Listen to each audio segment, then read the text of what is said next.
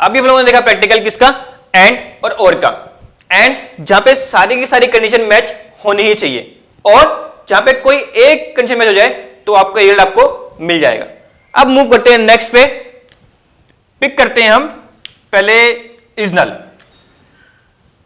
पहले इजनल यूज होता है अगर हमें कोई ऐसा नेम चाहिए यहां पे, या कोई ऐसा रिकॉर्ड चाहिए जिसके रिकॉर्ड में नल स्टोर हो रखा है। हमें यहां पे एक नेम चाहिए स्टूडेंट का जिसके फिजिक्स मार्क्स नल है, जिसके फिजिक्स मार्क्स नल स्टोर हो रखे हैं। तो हम टाइप करेंगे select name from table name student info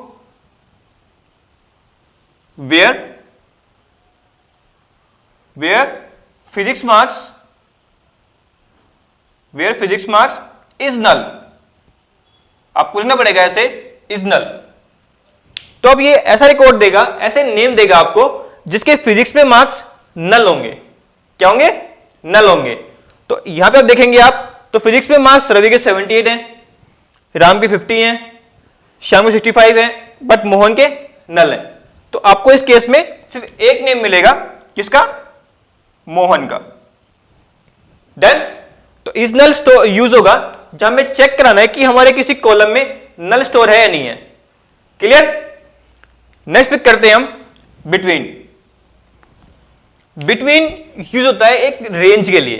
किसके लिए? एक रेंज के लिए। हमें कुछ चाहिए, कोई नेम चाहिए कि इसके फिजिक्स के मार्क्स 60 से लेके 70 तक हो, या फिर 70 से लेके 80 तक हो। मतलब एक रेंज पे डिपेंड करता है कि यहां से लेके यहां तक होनी चाहिए। अगर कुछ भी बीच में हो गया तो आपको रिजल्ट मिल जाएगा। जैसे एग्जांपल लेते हैं, टाइप किया हमने select name from table name student info where physics marks between 70 and 80। where physics marks 70 and 80। select name from student info where physics marks between 70 and 80। अब ये ऐसे नेम दिखेगा जिसके फिजिक्स के मार्क्स 70 और 80 के बीच में हुए तो आपको रिकॉर्ड शो कर देगा। तो अगर मैं देखें यहां पे तो रवि के मार्क्स कितने हैं? 78। तो ये लाई करता है सीरीज में 70 और 80 के बीच में 78।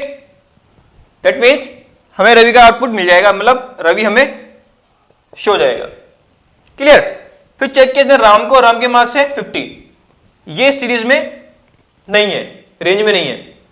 श्याम के मार्क्स है 65, तो ये भी रेंज में नहीं है। मोहन के तो मार्क्स ही नहीं है, तो ये भी रेंज में नहीं है। तो आपको सिर्फ एक आउटपुट मिलेगा इसका, क्या? रवि। और ध्यान रहे कि यहां पे आप एंड यूज करेंगे, कोई और यूज नहीं करेंगे।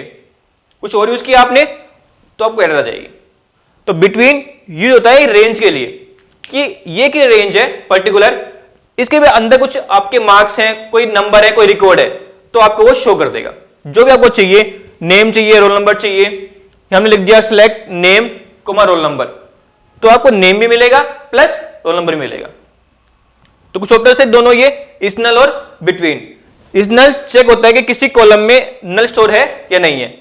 बिटवीन यूज होगा एक रेंज के लिए, कि पर्टिकुलर इस रेंज में हमें हमारा डाटा चेक करना है कि अवेलेबल है या नहीं है। अब इसको हम प्रैक्टिकल एग्जीक्यूट करते हैं और वहां पे इनका रिजल्ट चेक करते हैं।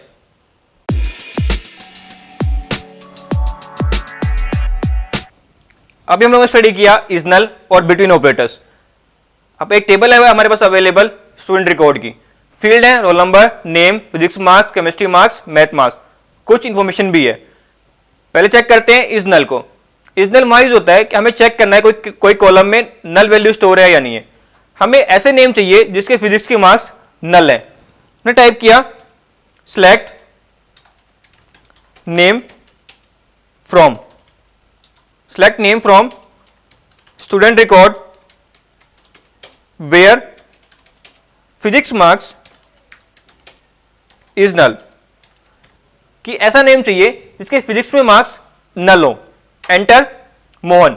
मोहन वो है जिसके फिजिक्स के मार्क्स नल है, बाकी के मार्क्स 78, 90, 40 एंड 36 है।